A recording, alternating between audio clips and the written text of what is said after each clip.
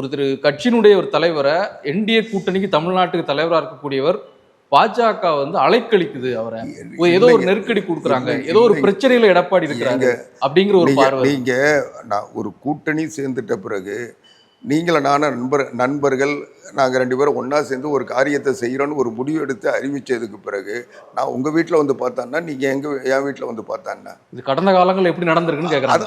அது கடந்த காலம்ல ஒவ்வொரு காலமும் வந்து அந்த கால சூழல் அந்த தேவைகள் அடிப்படையில் தான் முடிவு செய்ய முடியும். அதனால் இது ஒரு விவாத பொருளே இல்லைன்ற நான் என்ன சொல்கிறேன், ஒரு இணக்கம்னு வந்துட்டதுக்கு பிறகு அதில் ஏற்றத்தாழ்வோ வேற்றுமையோ பாகுபாடோ முடியக்கூடிய பிரச்சனையா இருந்தா அங்க போக வேண்டிய தேவை இருந்திருக்காது. இன்னைக்கு கூட காங்கிரஸுக்கு பிரச்சனை வர சொல்ல கனிமொழி போய் ராகுலை பார்த்தாங்க சோனியாவை பார்த்தாங்கன்னு கேட்பாங்களா? இது அவங்க கூட்டணியில ஒரு கட்சியில் இருக்கிறாங்க. அடுத்த நிலை தலைவர்கள் போறதுக்கும் ஒரு கட்சி தலைவர் நேரடியாக அண்ணா திராவிட முன்னேற்ற கழகத்தில் சமரசத்துக்கு ஆட்கள் தேவையில்லை. எது வந்தாலும் நேரடியான வெளிப்படையான பேச்சு, நேரடியான பேச்சு, உறுதியான முடிவு, இதுதான் அதிமுக. இன்னைக்கு திமுக போல சிதம்பரத்தை வந்து சமரசம் பேச வந்து அவர் தனக்கு 2 ஆண்டுக்கு பிறகு சீட்டை உறுதிப்படுத்திட்டு போயிட்டாரு.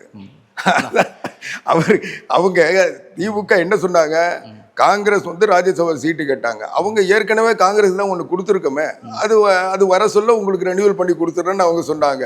அவங்க சிதம்பரத்தை எங்கள் கணக்கில் வைக்காதீங்க, எங்களுக்கு இப்போ காங்கிரஸுக்கு ஒரு சீட்டை கொடுங்கன்னு வாங்கிட்டாங்க.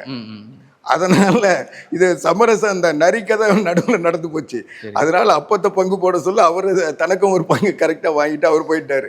அதனால இந்த இடைத்தரகர்கள்லாம் எங்களுக்கு இல்லைன்ற எதனாலும் நேரடியாக தலைமை. 2வது நீங்க சொல்றது இதை வந்து அரசியலுக்காக அது தவறில்லைன்னு நான் சொல்றேன். ஆனால் எடப்பாடி பழனிசாமி உள்துறை அமைச்சர் அமித்ஷா அவர்களை பார்த்தது கூட்டணி பேச்சுவார்த்தைக்கு மட்டும் இல்லை, கூட்டணி சம்பந்தமாக பேசுறதுக்கு மட்டும் இல்லை, இன்றைக்கு தமிழ்நாட்டில் நடக்கிற இந்த திமுக ஆட்சியில் நடைபெறுகின்ற ஊழல்கள், அந்த ஊழல்கள் மீது தரப்பட்ட புகார்கள், அந்த புகார்கள் மீது நடைபெற வேண்டிய விசாரணையில் தாமதம், இன்னும் சொல்ல போனால் இன்றைக்கு மாற்றம் செய்யப்பட்டிருக்கின்ற ஆளுநர் பற்றிய செய்திகள் உள்பட எல்லாத்தையும் பேசிட்டு வந்தார்.